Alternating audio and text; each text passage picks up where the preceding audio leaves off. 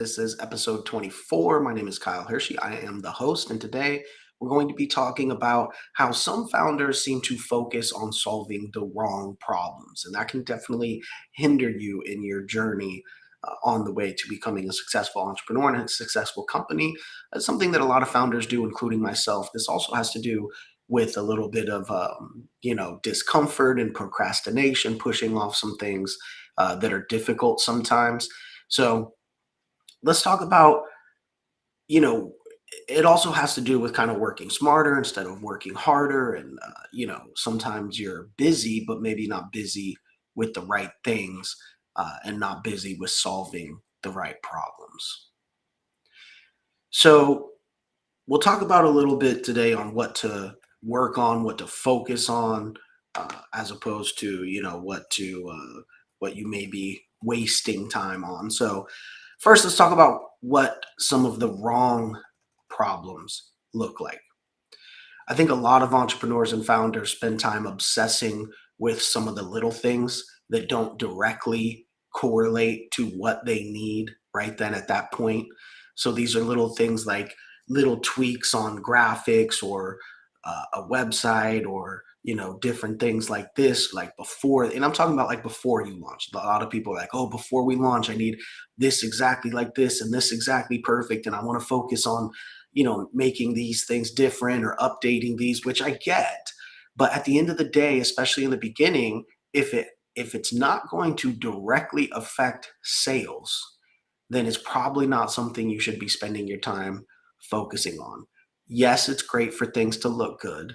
Yes, you want information to be accurate, but what you really want to do is get out there to the marketplace and not focus on solving problems that don't necessarily create sales or move the company forward. Remember, a lot of the times when we're making our, building our company and our name and our logo and our website and our social and all this type of stuff, we want it to look good to people, and it should look good and professional, and you should have it put together, but you can't obsess over it. You're looking at your logo and your flyers and your ads and all this stuff all day, dissecting it. People are only looking at this ad for half a second as they're scrolling. And, people aren't looking at your logo for 30 minutes straight like you are and saying, oh, this is kind of strange here, this little line here. Why? Those are not the important things in the beginning, right? And so I think that's one of the things that entrepreneurs do as busy work so that they feel like they're busy. Oh, I just want to dial in and get everything perfect, and I'm going to dissect this and this and that. Well, a lot of the times, you're doing that because it's more comfortable to do that as opposed to get out there and make sales or to solve the problems that will help you make sales. So I think some founders and entrepreneurs get a little too caught up in the details of those type of things as opposed to working on solving problems that will help you make sales and not worry so much about every little detail of everything, because remember, you're so immersed in it and you're looking at your site and your logo and all these different things every single day when most people are just glancing, and it's not that important. What's really important is getting out there, making sales, getting in front of customers, talking to customers, all that kind of good stuff.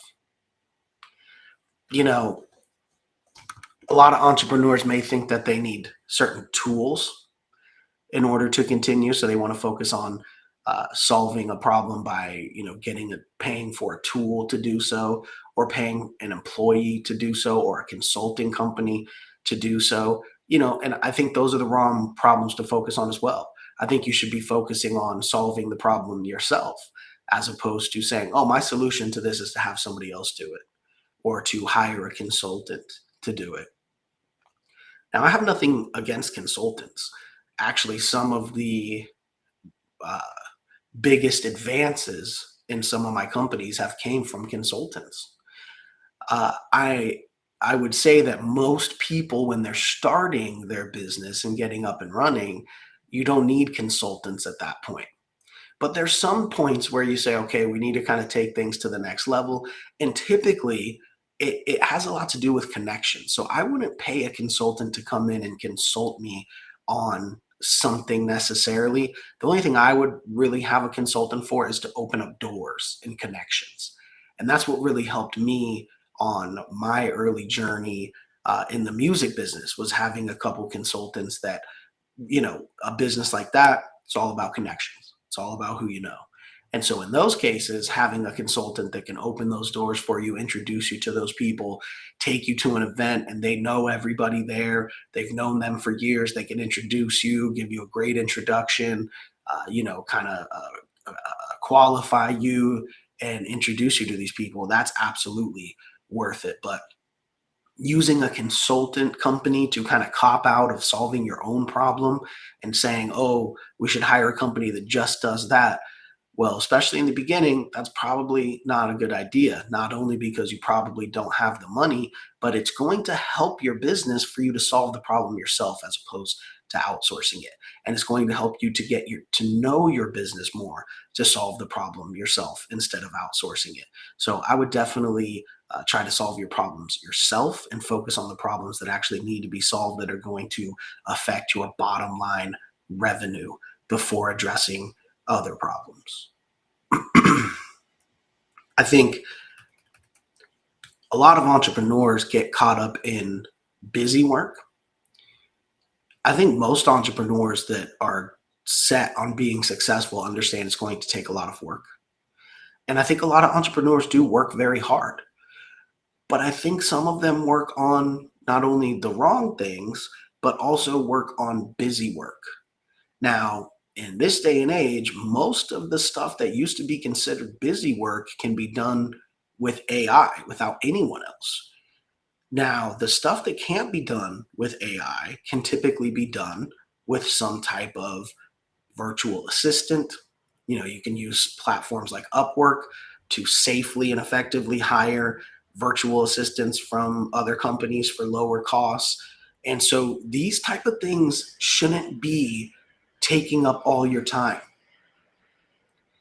Even if you don't have much money, just paying for a premium AI platform, which is extremely cheap, can give you enough, tools to accomplish most of the busy work. And then once, if you have those things, like for example, making phone calls to check in with people, that's something that obviously AI can't do. Well, technically AI can't do it. I'm not the biggest fan of the AI callers yet. I don't feel like the technology is quite there to respond in the appropriate time frame, and with the appropriate information. I feel like probably 80% of people realize that it is an AI caller as opposed to a real human. So in the near future, I'm sure that using AI callers will be sufficient once they're a little bit better. But I personally don't feel that the AI call bots are quite there yet as far as the technology goes. I think it's a little bit too delayed response and a little bit too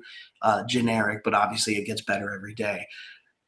The point is, for now, if you need things like calls done using a service like Upwork and hiring, people, outsourcing people from outside the country for cheaper rates, is very doable. So you need to look at these things and say, okay, am I really getting things accomplished, or am I just doing busy work? And how much of that busy work can I start doing with AI? And how much of that busy work could I outsource for extremely cheap? And then what can I do when my time is opened up by having that all outsourced or done by AI? I would recommend, the number one thing I would recommend to any small business owner right now, any business owner, is to look at your company today and look at your schedule of what you're spending your time on, and write down how you can use AI to eliminate some of that work, and then how you could use outsourcing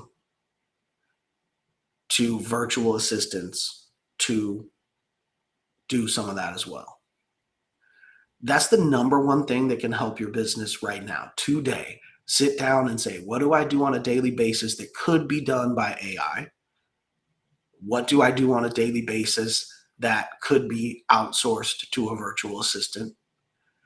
Take the day to get those things in place, And then write down what you're going to do with the time that is now open that you can spend on more complicated, solving more complicated problems for your business and focusing on, hopefully, focusing on sales during that time instead of that busy work. So, number one tip for any business owner: sit down today, write down what you could be outsourcing using AI or outsourcing using, um, you know, uh, uh, virtual assistants, and then implement it.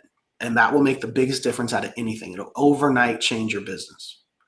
Absolutely can change your business overnight by just knocking a couple things off your everyday monotonous to-do list by using AI, using virtual assistants, very, very cheap, or AI even free, to accomplish a lot of the things that you're spending a lot of your time on. And you just have to sit down for a day and write it down and figure it out and start implementing it. And then starting that very next day, you'll have a bunch of time open to get real work done and focus on the real problems that you can solve to push your business forward. So let's talk a little bit about the procrastination that I think is involved in founders and entrepreneurs focusing on the wrong problems. Part of it, I think, is being comfortable, not wanting to get out of your comfort zone. The problems for you to solve that take you out of your comfort zone are usually the ones we push back and we procrastinate on, because something you got to really sit down and say, I got to do this. I hate doing these things, but I got to sit down and do it. So we tend to push it off. And I think every entrepreneur struggles with this. Every person in general struggles with this. I struggle with this. Everybody, you do the easy things first, and you tend to push off the more complicated things. And I think that's something on a daily basis that we have to battle as entrepreneurs, and trying to face the more difficult problems head on and not push them off. But to go back to what we were just talking about, I also think part of that is getting some of those easy things done using AI or a virtual assistant so that you can have more time to focus on those real problems. They won't be as daunting if they're the only problem that's in front of you to solve, because those smaller problems, that you were doing all day to use to push the other problem to the side, those can be done by AI and virtual assistants, so that all you have to focus on is that. It's a lot easier to not procrastinate on it when it's all you can do, because a lot of entrepreneurs, we can come up with busy work all day. We can come up with enough work to keep us busy all day, and to even psychologically genuinely think that we are getting things done. But in the back of our mind, we really know that we're pushing those couple things that take us out of our comfort zone to the back, and we're doing the easier things first. But if we sit down for a day and get some of those easy things that we do every day to be done by AI or a virtual assistant, then there's just one thing staring us in the face that day. There's no excuses that we can make to ourselves or anyone else to not solve that bigger problem that makes us a little bit uncomfortable, because it's the only problem staring at us in our face, and we don't have any more busy work to justify procrastinating solving the problem that's going to take us out of our comfort zone. So I think getting rid of a lot of that busy work will inevitably force you to solve the bigger problems. Because as an entrepreneur that's serious about your business, you're not going to sit there all day and do nothing.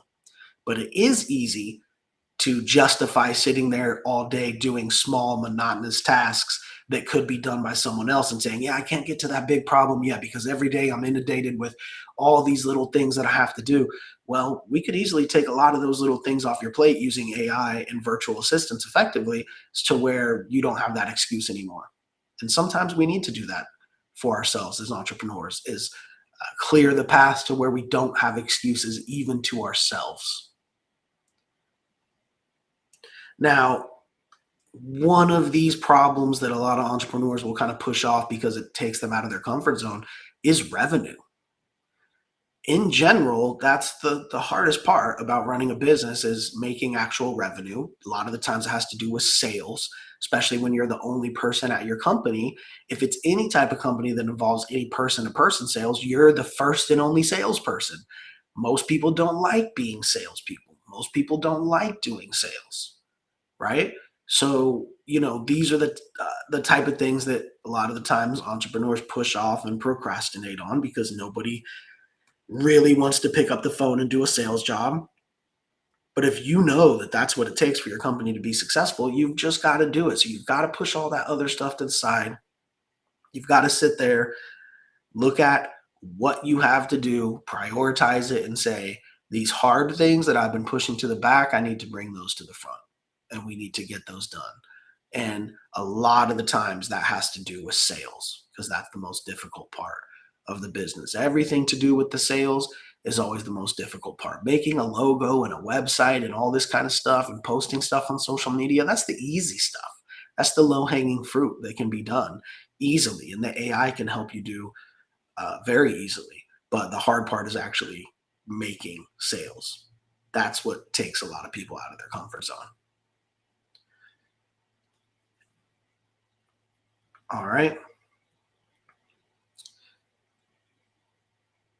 So let's go over this here. A couple things that I want to talk about here. The problems that actually matter early in an entrepreneur's career is really, again, the sales. Who is going to pay? What are they going to pay for? How do you get to them? And how are you going to deliver that product or service? That's really all that matters. All your problem solving should be focused around that in the beginning is who's going to pay for your product or service? What are they going to pay for it? How are you going to get to them to get them to pay for it? And then how are you going to deliver that product or service? Anything outside of that is extra work, busy work. We need to be focusing on the main work, which is what really matters.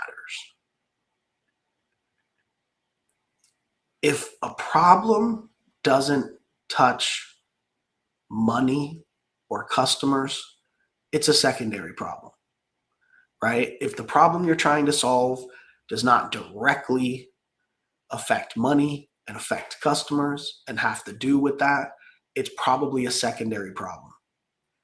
Now, a lot of the times those secondary problems become first priority problems just because it's easier to do and get out of the way as opposed to addressing the larger problem that will take you out of your comfort zone. But we have to remember, especially early on in the process as an entrepreneur, the real problems that matter is anything that's surrounding money and customers. That is what we need to be focused on. So how do we kind of audit this? How do we kind of audit ourselves to make sure that we're focusing on the right problems and solving the right problems? First off, get out a piece of paper or pull up a Google Doc, whatever it is, and write down what you do on a daily basis. Then we're going to write down how we could use AI and or virtual assistants to accomplish some of those. What of those things that you do every day could be accomplished by using AI to do it, or by using a virtual assistant to do it, or some other tool to do it, so that we can get those off the list right away. And I'm telling you, typically that's going to open up at least 50% of your day if you really sit down and do this. Then that day, I would implement that. Use the AI to do that. Hire the virtual assistant through a platform like Upwork or wherever it is and train them. And just use that one day to write down these things, figure out what can be done with AI or virtual assistant, set up the AI or virtual assistant to do that. And then the next day, more than 50% of your time will be open to start spending on solving the larger problems, solving the more important problems.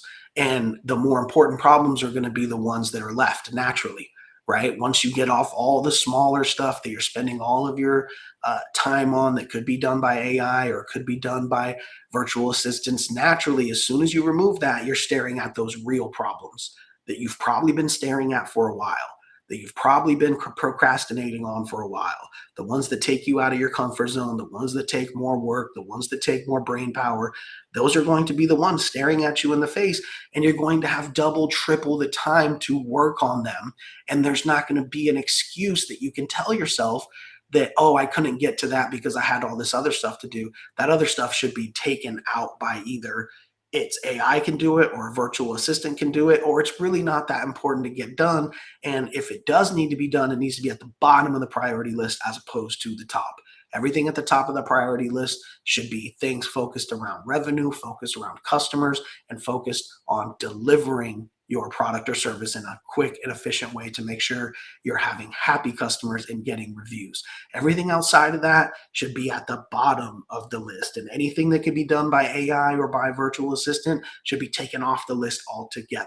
And if you do that today, it will change the course of your business forever. I promise you that. That's the most profound change that you could make today. All right, let's go ahead and get into some questions here. So we always take questions. We do stream this live on all the different platforms. So you can drop any questions you have in the chat, or you can send DMs with any questions you have to at Kyle Hiersche or at Founding Without Funding. But let's get into some questions that have been sent here.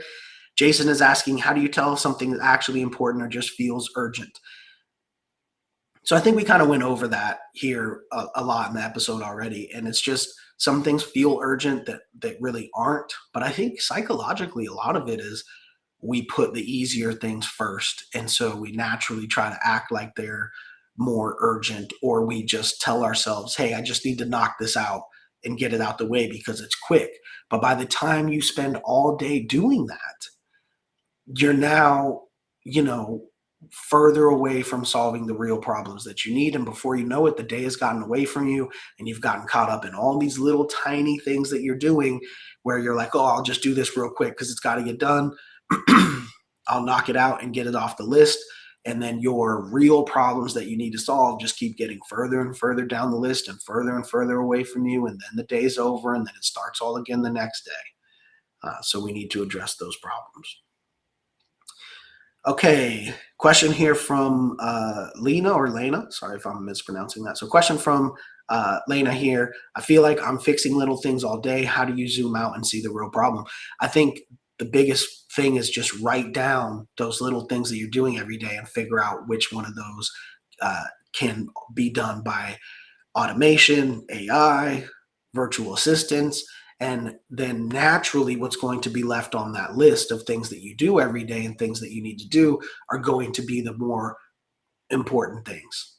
So I think that's number one. Just write out what it is that you're doing on a daily basis, what it is that you have to do, and look at those and say, what can I just take off this list altogether by using AI to solve it or using a virtual assistant to do it? And then naturally what's left on that list is going to be the real problems that you need to solve that can only be solved by you. And so those are what you need to be focusing on. Okay, question here from Chris. What's the most common fake problem you see founders obsess over? In my opinion, because I'm a very go-to-market person, I'm a very test your idea with the minimum viable product, get it out there, start getting proof of concept and getting sales. I am very focused on that. So to me, a mistake that a lot of entrepreneurs make as far as focusing on the wrong things is focusing on getting everything super perfect before they launch it. I'm a real big fan of launching something as soon as it's good enough to bring it to the market, to get the sales, even if the back end isn't executed all the way yet, making sure that we get it out in front of people.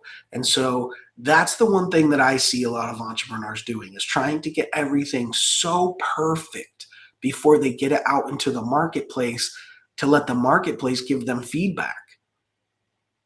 I think that's really what it is. A lot of people just delay getting it out there. And sometimes I think it's perfection. Sometimes I think people are, obsessed with perfection. And I get it. If you're that type of person, I think as an entrepreneur in this day and age, you probably need to let some of that go. And so I think some of it is people being a perfectionist. But I think some of it is people being scared, because it's scared to take your product or service to the marketplace. It's scary. And that's kind of where the rubber meets the road, and you find out if you have a real product or service or not, or a real business. That's also usually when you have to start showing it to your friends and family and putting yourself out there as an entrepreneur, and trying to sell people your product or service. So I think some of it is fear of doing the hard part, which is actually getting out there, kind of, putting yourself at risk and trying to make sales and see if it actually works or not, and be confronted by the hard truth if it doesn't work.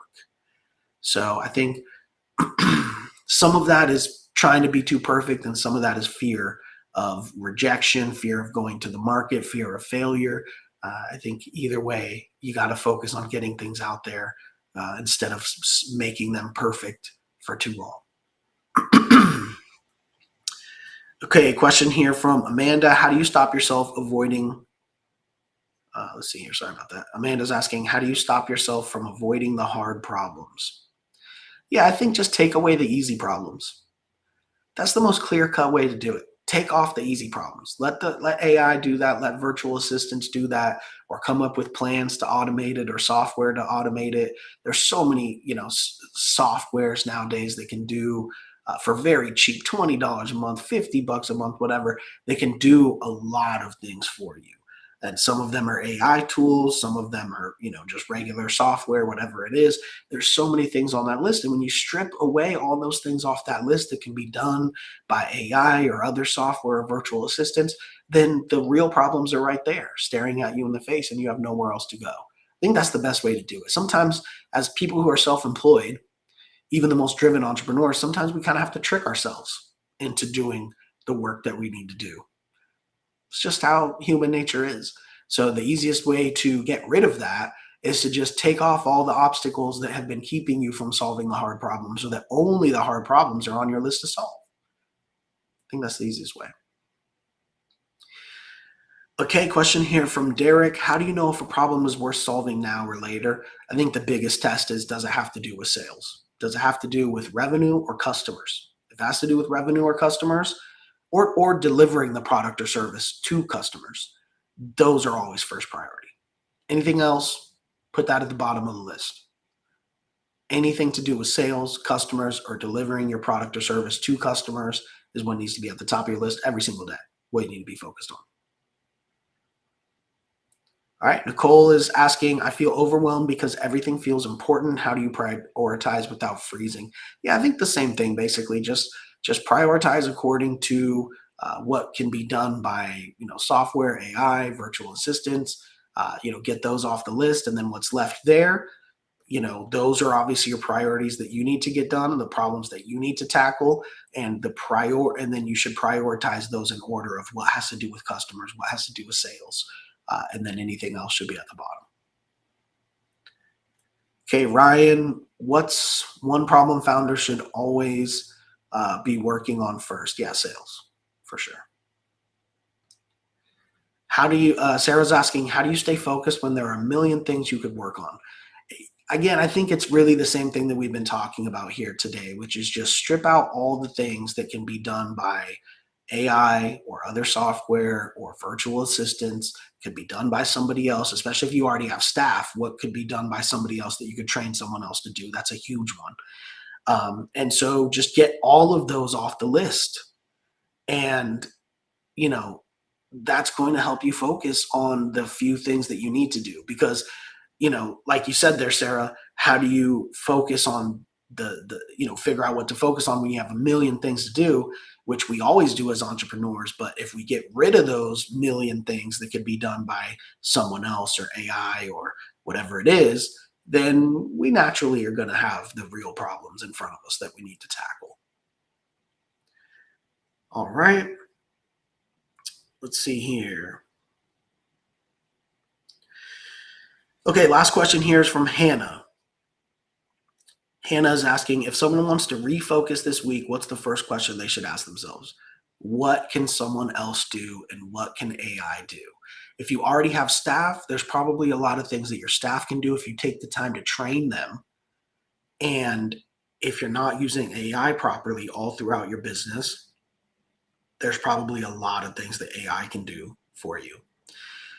And if you don't have any staff, but you have things that could be done by staff members that can't necessarily be done by AI, then I would outsource virtual assistants from platforms like Upwork, train them on what to do. And that way, all you have left on your list are the real priorities that you need to deal with. All right. That being said, thank you, everybody.